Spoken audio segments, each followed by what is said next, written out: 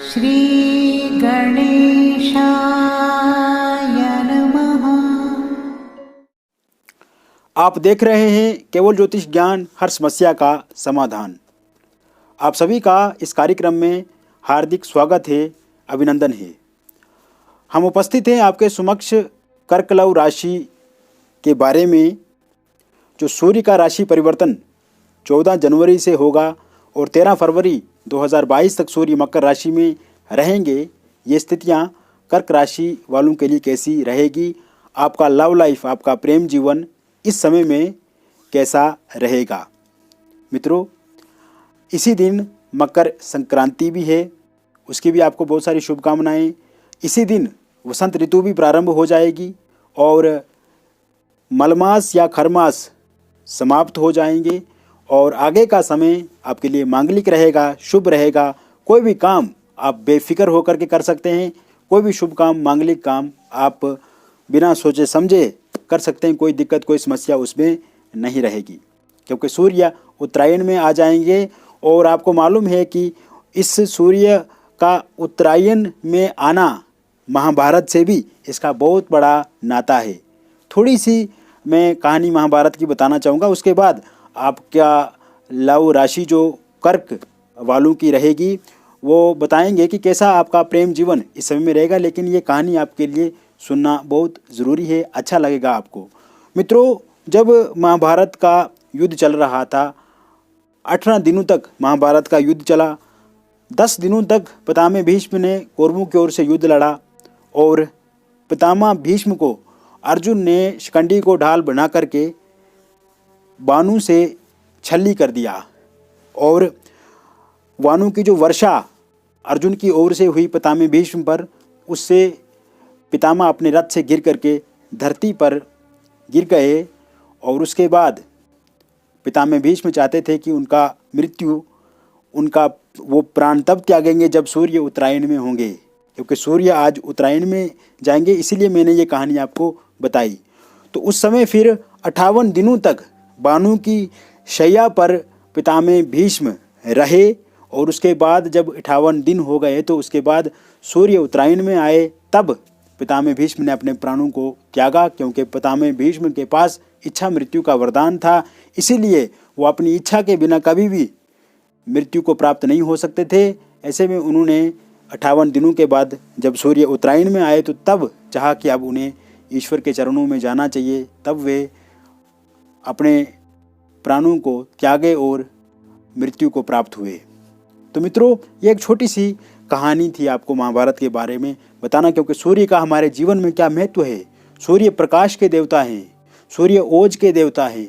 सूर्य हमारे अंदर निडर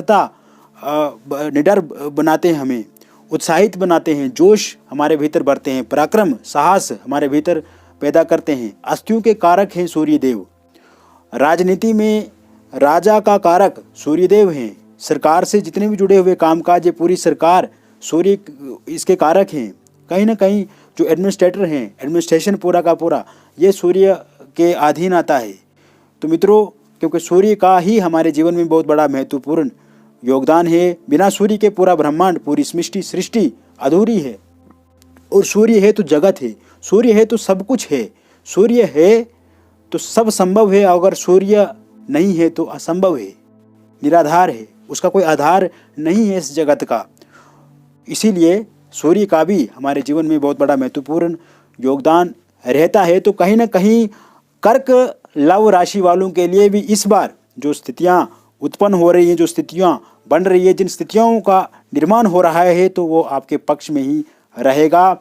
आपके यहाँ सप्तम भाव में सूर्य गोचर करेंगे, सूर्य मकर राशि में रहेंगे और प्रथम दृष्टि जो सूर्य की प्रथम भाव पर सप्तम दृष्टि पड़ेगी। कहीं ना कहीं आपके प्रेम जीवन में उसका एक बहुत बड़ा आपको लाभ मिलेगा। सप्तम भाव जहाँ से हम विवाह देखते हैं, जहाँ से हम दाम्पत्य सुख को देखते हैं, तो वही सप्तम भाव पार्टनर का भाव भी होता है। तो आपके पार्टनर में आपको लेकर के रुचि इस समय में बढ़ेगी। एक दूसरे के प्रति आप इंटरेस्टेड रहेंगे। एक दूसरे के प्रति जो निराशा है वो आशा में बदलेगी।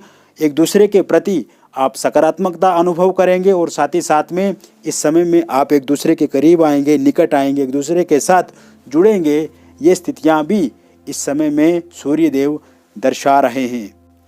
मित्रों, इस समय में यदि आपका पहले से कोई लड़ाई झगड़ा चल रहा है, विवाद चल रहा है, खटपट चल रही है, समन्वय अच्छे से नहीं है, असमंजस्य की स्थितियां पैदा की हुई हैं, उन सभी स्थितियों को आप अपने अनुकूल करेंगे, अपने पक्ष में करेंगे और आप देखेंगे 14 जनवरी के बाद जब सूर्य का मकर राशि में आगमन होगा तो आपकी परेशानियां भी धीरे धीरे करके ख़त्म होती चली जाएगी। जैसे सूर्य की एक किरण जैसे ही शुरू होती है, धरती पर पहली किरण पहुंचती है तो प्रकाशमय पूरा का पूरा ब्रह्मांड, पूरी की पूरी धरती हो जाती है। वैसे ही आपके जीवन में भी सूर्य आपके प्रेम जीवन में प्रकाश को फैलाएंगे, प्रकाश बढ़ाएंगे और स्थितियां पहले से नॉर्मल होंगी।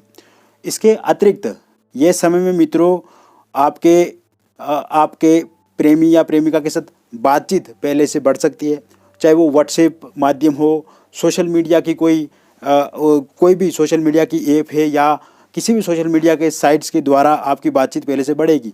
फोनिकली बातचीत आपकी पहले से अधिक होगी और ऐसे में खाली बातचीत नहीं होगी, जो आप चाहते हैं वो सामने वाले मानेंगे, जो सामने वाले की पसंद है, जो सामने वाले की रुचि है उस पर आप भी ध्यान देंगे। कहीं ना कहीं एक दूसरे के प्रति कुछ करने का इरादा रहेगा, एक दूसरे के प्रति समर्पण करने का इरादा रहेगा और एक दूसरे के प्रति एक पावन प्रेम, सकारात्मक प्रेम आप उस ओर आगे बढ़ेंगे और कहीं ना कहीं जो निराशा आपके मन में पहले से चल रही उसे भी आप ठीक करेंगे।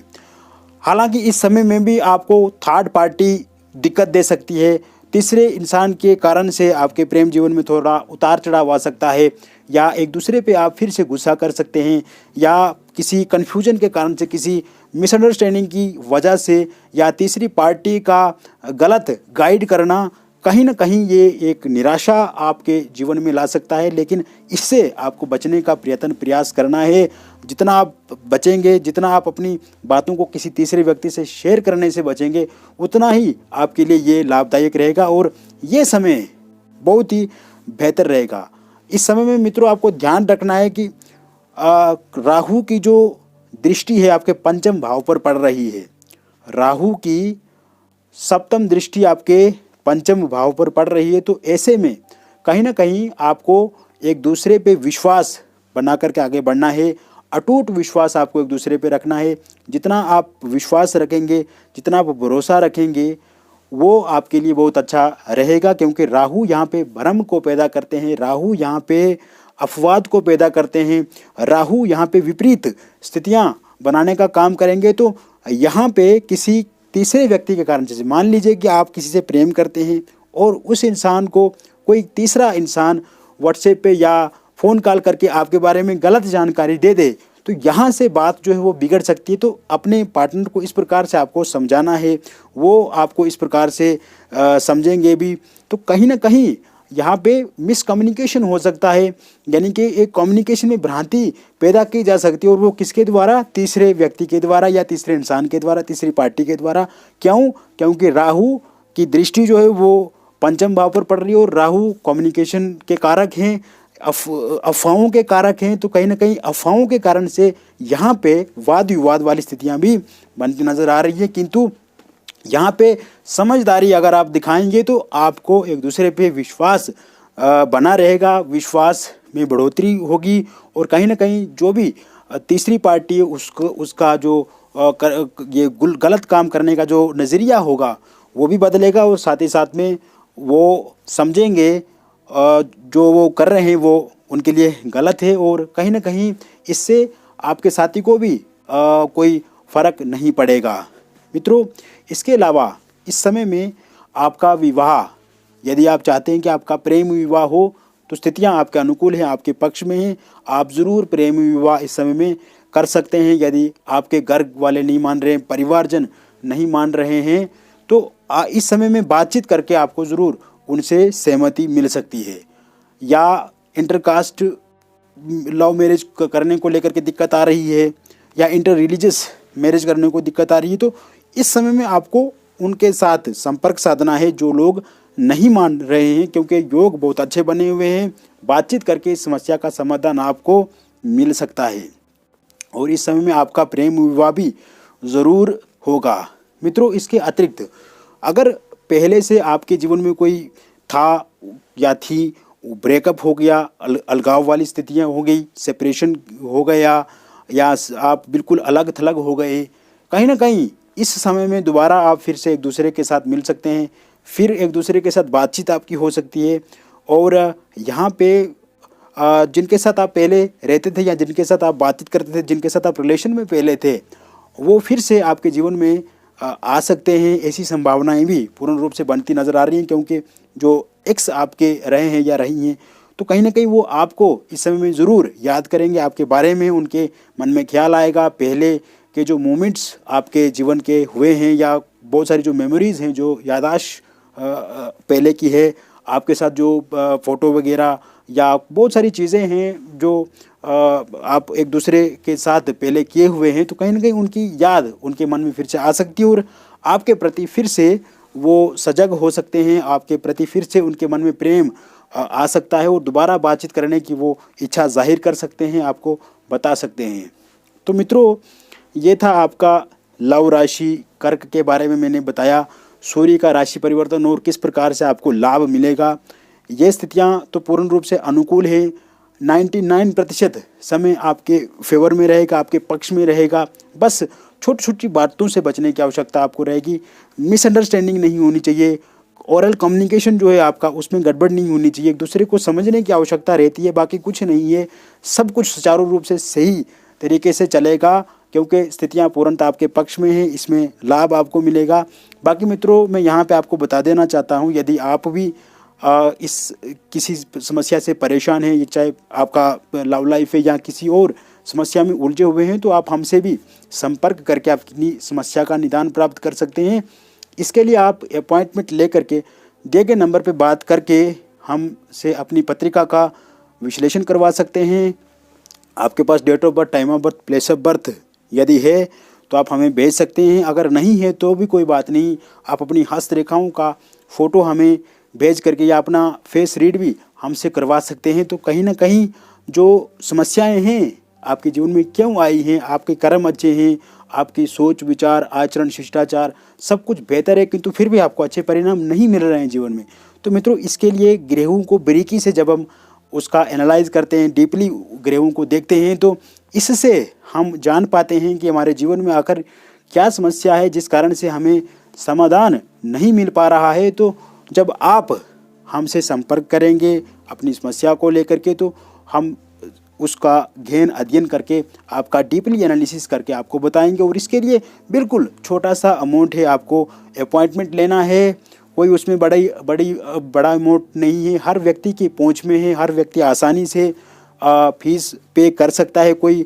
दिक्कत नहीं है, क्योंकि हमने ये सब देख करके उतना ही अमाउंट रखा है जो हर व्यक्ति के लिए संभव हो, जिसमें हर व्यक्ति को लगे कि वो इतना छोटा सा अमाउंट पे कर सके। तो इसके बारे में जो भी उपाय होगी, जो भी रेमेडीज़ होंगे, वो भी हम आपको बताएंगे। और आप जब हमसे बातचीत करेंगे तो स्वतः ही आप देखेंगे, आपको अच्छा लगेगा और आप अपनी समस्याओं का निदान भी पूर्णतः कर पाएंगे। बहुत बहुत धन्यवाद मित्रों।